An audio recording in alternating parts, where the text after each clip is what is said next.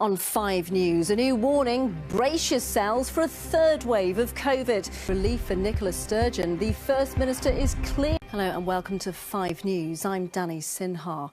A third wave of COVID that's starting to sweep across Europe will hit the UK. That's the warning from the Prime Minister as countries including France, Germany and Italy struggle with a surge in cases. Boris Johnson says it's why the UK is getting on with vaccinations so quickly.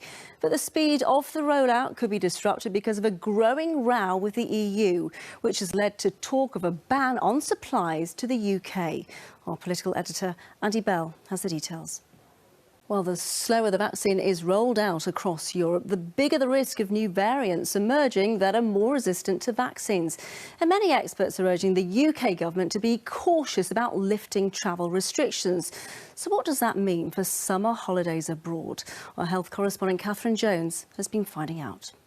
Downing Street, Andy, quite a measured but definite response from the Prime Minister today. We are not out of the woods yet.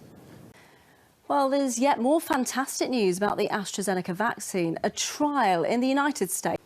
Now, let's just bring you the latest COVID figures for the UK, including new vaccinations in the last 24 hours. Meanwhile, the government has recorded another 17 deaths within 28. The ban on supermarkets in Wales selling non-essential items has been lifted, but the First Minister has urged caution when it comes to completely lifting restrictions.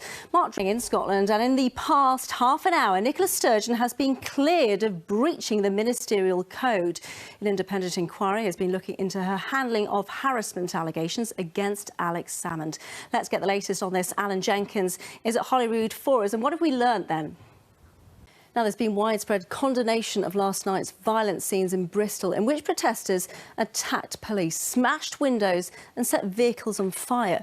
20 officers were injured, 2 of them seriously, after a march against a new policing bill. The Prime Minister called it unacceptable. Julian Druker is in Bristol for us. Julian, over to you. Coming up on 5 News. See you after the break.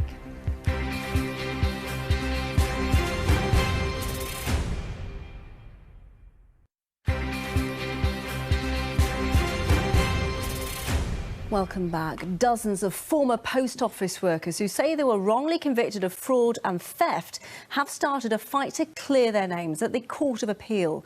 They say they were caught up in the biggest miscarriage of justice in British legal history. Mark McQuillan, talk us through the background to all of this.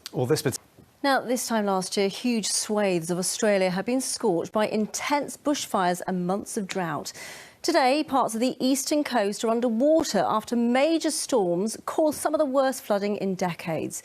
18,000 people in New South Wales have had to leave their homes, while many more are on evacuation alert, with worse rain still to come. Vincent McIvinny reports.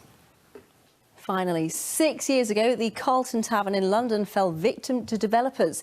The building was demolished and decades of history lay in ruins.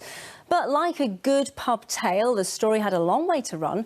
Rules had been broken and locals were not happy. After a lengthy campaign, the developers were ordered to rebuild the Carlton brick by brick. Simon Vigar went along.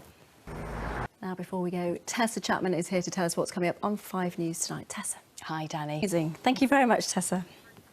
That's it for now. Clenaze's got the weather next. I'll see you again soon. Thanks very much for watching from all the team. Have a lovely evening. Good night.